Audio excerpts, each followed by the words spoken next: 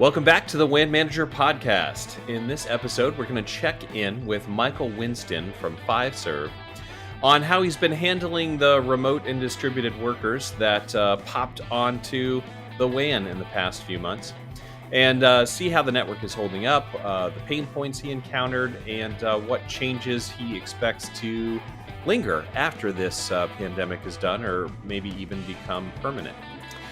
So, before we get to that interview, as usual, I wanted to review a little bit of relevant data. As part of our ongoing effort to keep up on the state of the WAN from the corporate IT infrastructure side, we created an addendum to the 2020 WAN Manager Survey specifically about the impact of global lockdowns and work from home orders that have resulted from the pandemic. So I should note here that we are still collecting data and will be into the end of quarter 3 here in 2020. So if you're a WAN manager and you're listening to this, please stop listening. Go right now to our show notes and find the link to our survey and take it. It'll only take a few minutes. But in the meantime, I'm going to go through some of our preliminary findings that we'll officially publish later this year after more people take the survey. So first, we asked about the move of workers to remote or distributed work and connecting into the WAN. And so far, a plurality, about 2 in 5, say they have an 80-20 split of remote and on-site workers. But interestingly, about 1 in 5 said that 100% of workers were off-site during the lockdown. So obviously your line of business matters to that, and the types of workers that you have. But it was interesting to see that there were about 20% of enterprises that responded that had everyone in the company working off-site during their respective countries' lockdowns. So we also asked about changes to the WAN that were the result of these lockdowns. And about half of respondents said they had canceled or delayed rollouts because of the pandemic. So whether it was from the vendor side and the vendors just couldn't get the people there, or perhaps they couldn't get access into, say, the telephone closet in a building downtown. But about half of them had some kind of WAN-oriented rollout delayed because of the pandemic. And another half also said that they had increased bandwidth at or between data centers. So we thought that would be a move that a lot of folks would make. And it seems so far about half of them have upped their bandwidth either at the data center or sort of between data centers in different cities. Then finally, we asked about the main issues, the hurdles that they had to get over as a result of various lockdowns and increases in distributed or remote workers. The key thing that folks mentioned the most often and was the most often cited as an important pain point was managing congestion at gateways where they're collecting all the different sign-ons from folks that are distributed that were once in a single office. So usually gateways at a data center, maybe for IPsec or SD-WAN. Employee broadband performance was also an issue for many respondents. So obviously, some folks have access to very robust broadband, particularly urban and suburban people. But when you have, say, 80% to 100% of your employees working off-site, some of them are going to have some broadband issues, no doubt. And then one that I thought was interesting was that most did not cite as a very difficult problem the securing remote access. So apparently the security protocols that folks had in place were up to the task of accommodating all these different sign-on locations and that sort of thing. Okay, so like I said, we're going to publish those official results probably end of quarter 3 after we get the chance to make sure that plenty of folks can take the survey. And that's just a preliminary response, but look forward to that in our WAN Manager survey. And on to the interview.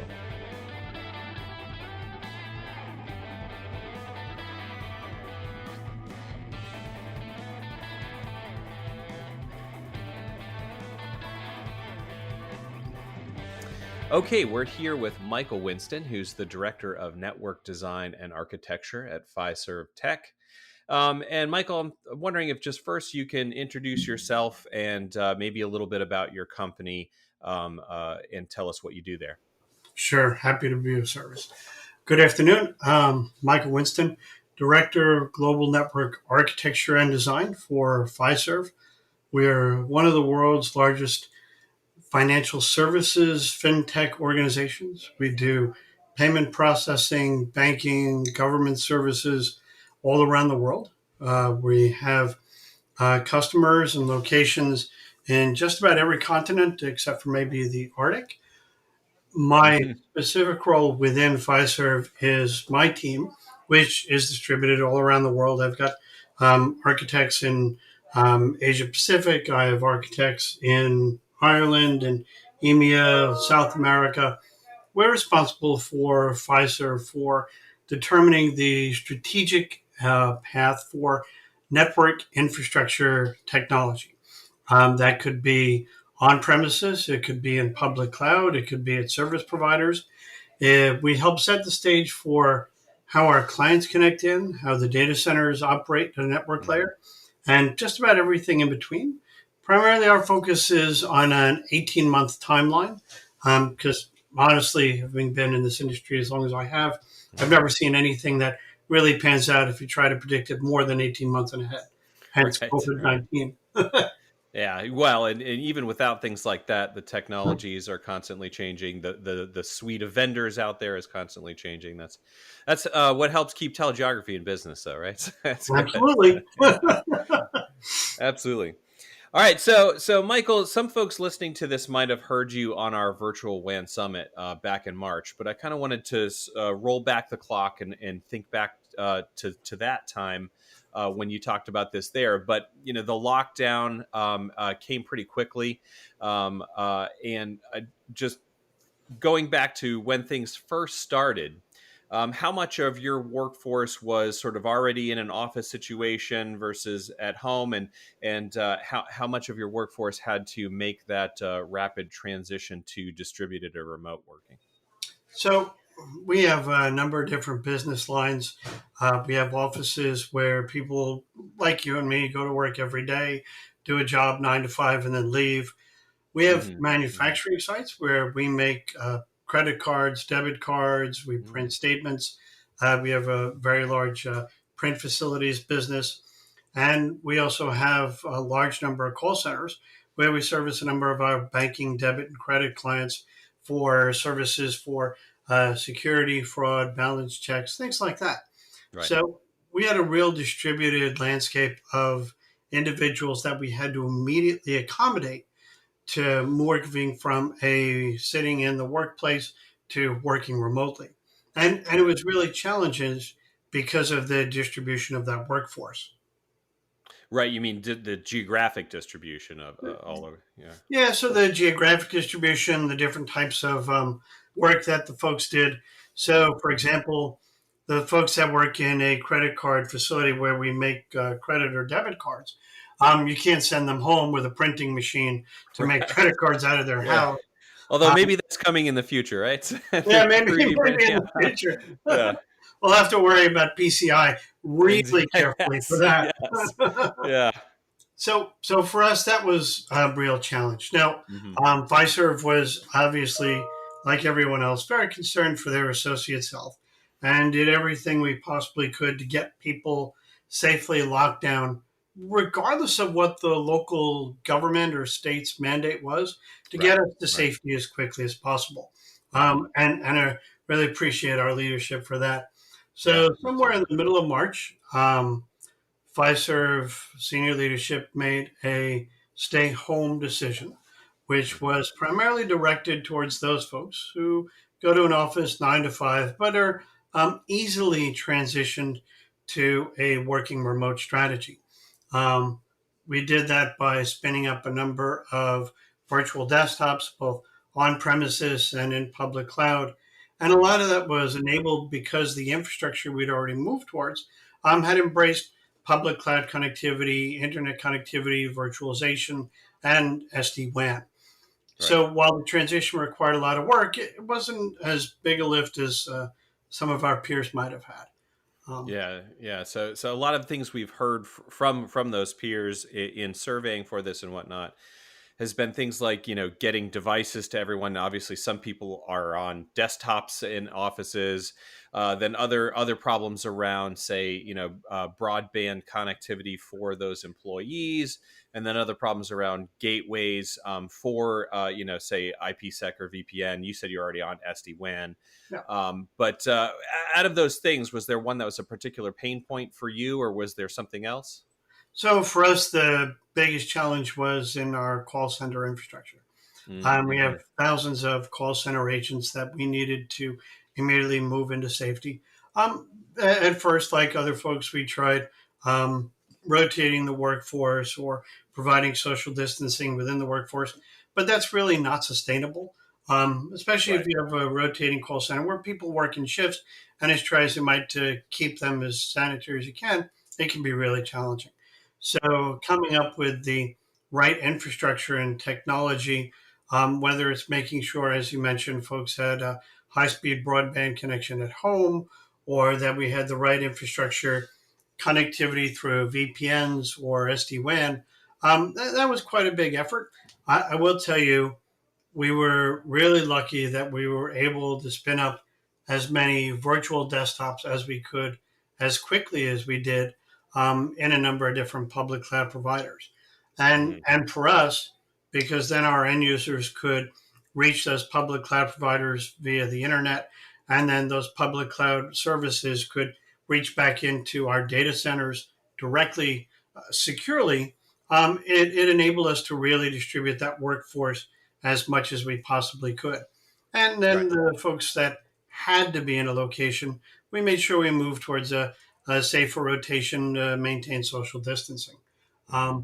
But the call centers was probably the most challenging environment to support.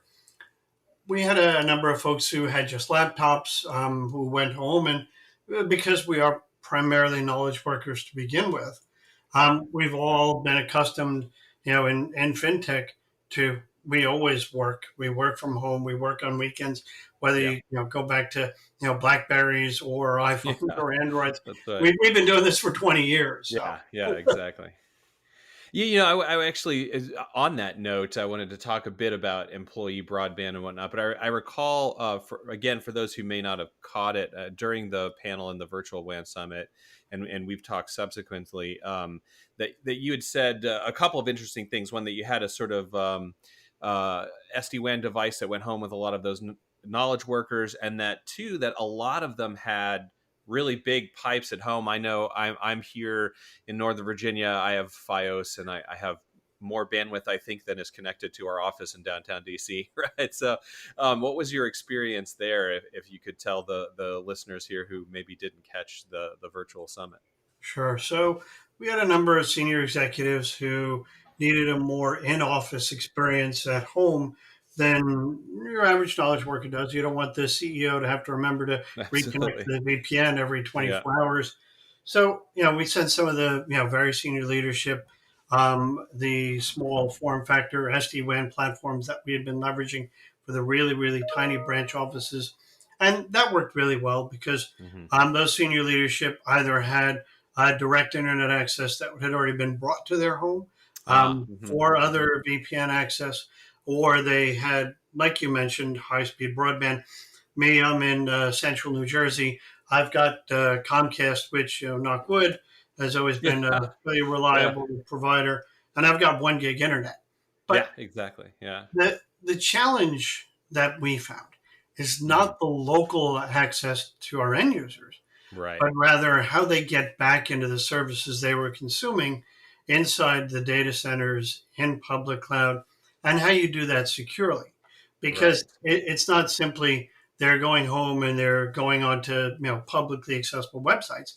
They've got to get back to the resources they were using when they were in an office that had, whether it was MPLS connectivity or MPLS plus internet connectivity.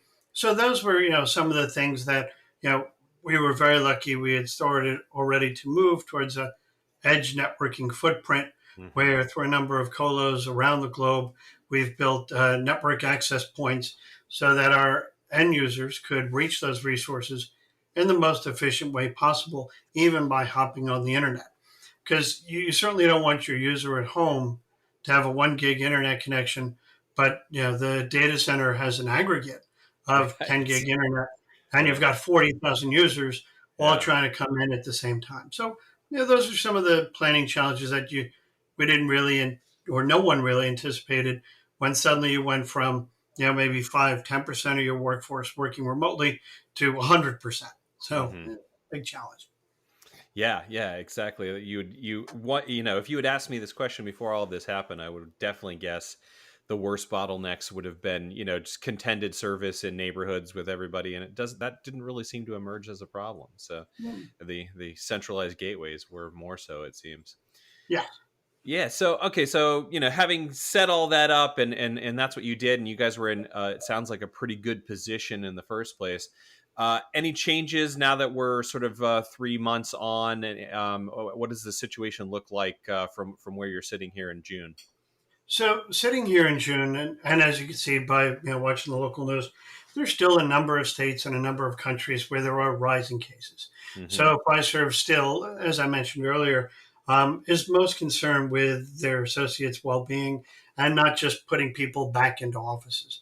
So Absolutely. even though a number of states have started to relax the stay in place or shelter in place orders, Fiserve is still making decisions on a location by location basis and really leaving it to the local leadership or your line manager to make that determination on whether or not your role can be done partially remotely or primarily remotely.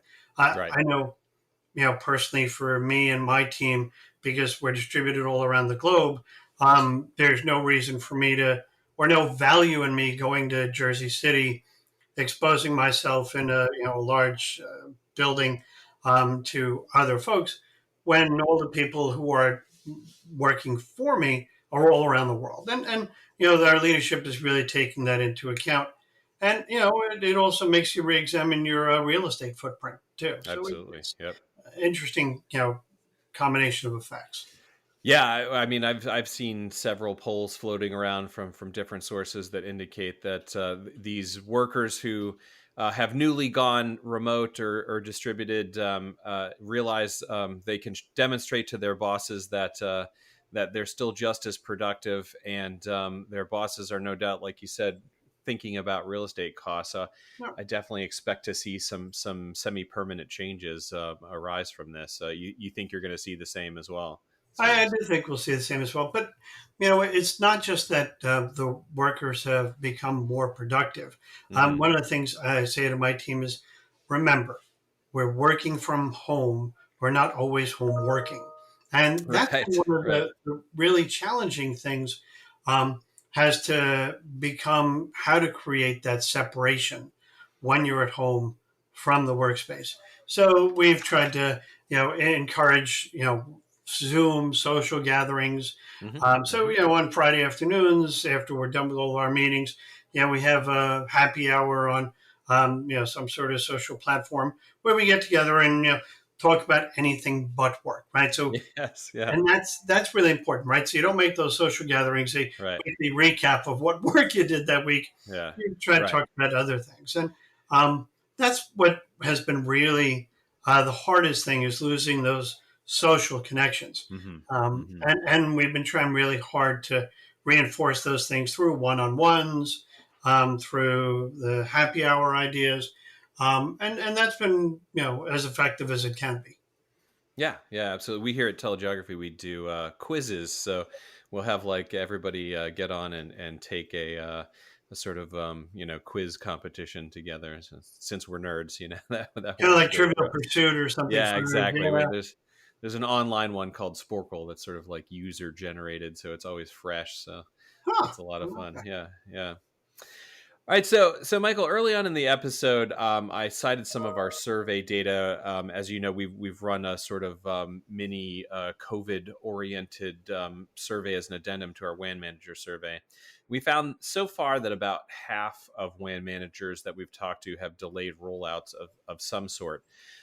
You had mentioned earlier this sort of like 18-month cycle. Were you in that cycle of adoption of any particular new services that the pandemic has interrupted?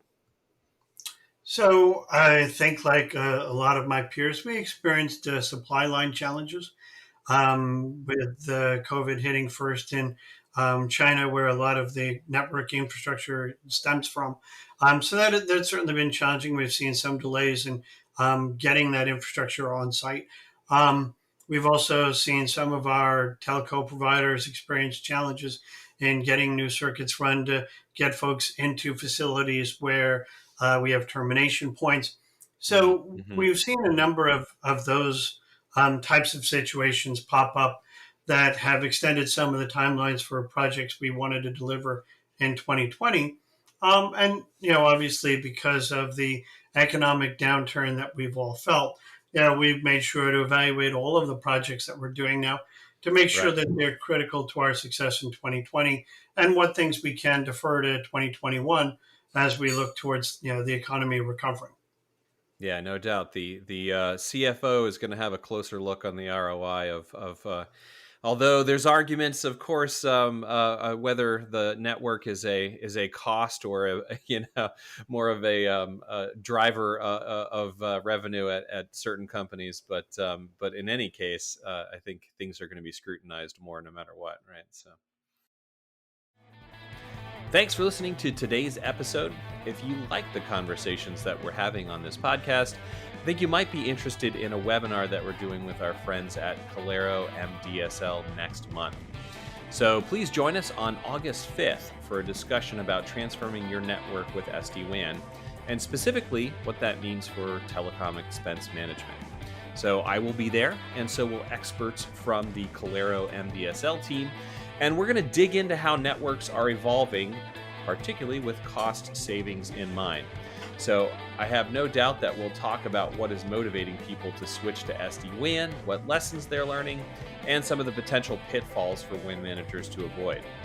So I know we're going to get a little technical. We're going to talk about reportings on cost savings. We're going to get into the weeds. I like the sound of that, so if you do too, please join us. We put a registration link in today's show notes, and we'll also be writing about this one on the TeleGeography blog, so hopefully it should be super easy to find the sign up for this event and do so. So if you can't make it on August 5th, no worries, sign up anyway. We'll make sure that we get you access to the recording and send you any related content that might be of interest. So I hope to see everybody there. Yeah, so, one of the last things I want to hit here is just sort of looking forward. What changes do you think in terms of your WAN do you see as a result of having gone through all of this, whether it's just lessons that you learned or whether it's like we had sort of previously discussed, some of the more permanent changes that might come to the nature of distributed workers. But how do you see that affecting your WAN, or just the WAN in general for that matter, as someone who's been at different companies and goes to the WAN summits and talks to a lot of your peers?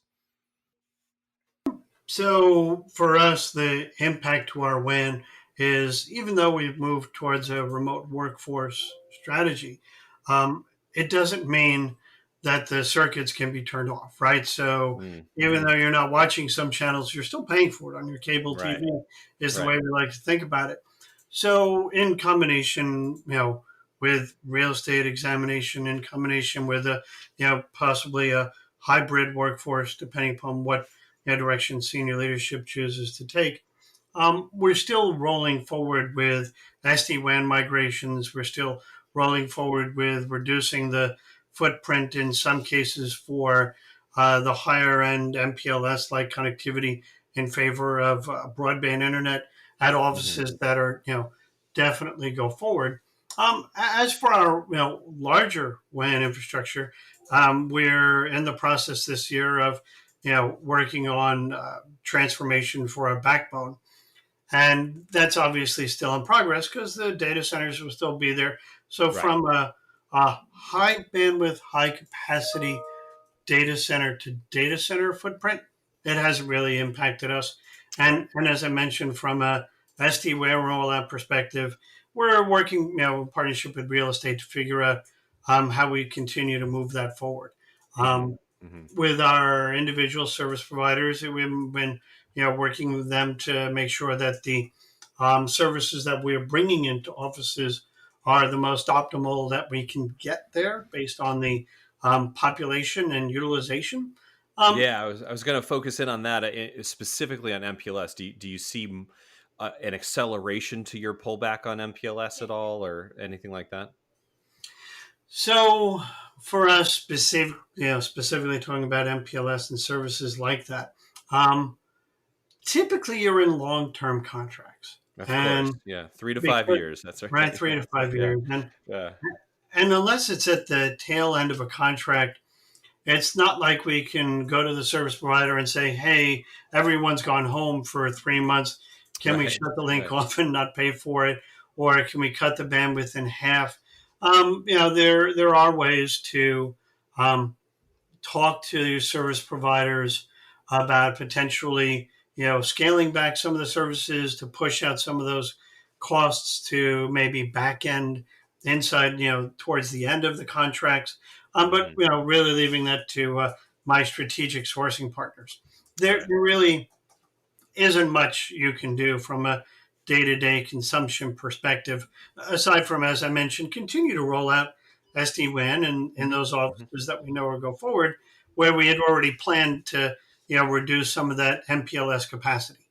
Right, right. So once you had already had that rolling, and not like this is going to sort of change that dynamic that much. Yeah. Yeah, I Excellent. mean, not really much you can do about that. Right.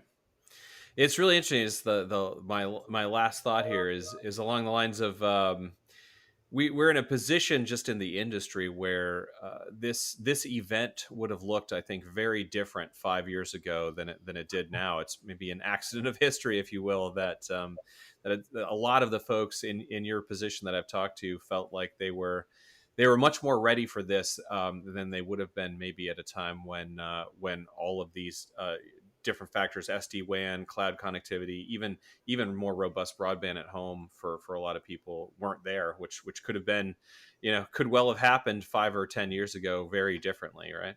Oh, absolutely. I remember the days of, dial-up internet, Prodigy or companies are dating myself or AOL. And, you couldn't have done this back then, on a broadband modem.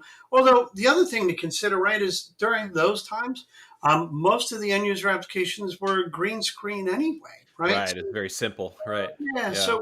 so today, a lot of what we do, is internet based and cloud based because that's the way the applications have migrated. Right. Even if you go in the middle between green screen and where we are today, and you look at the file sharing based services that we used to use, Hmm.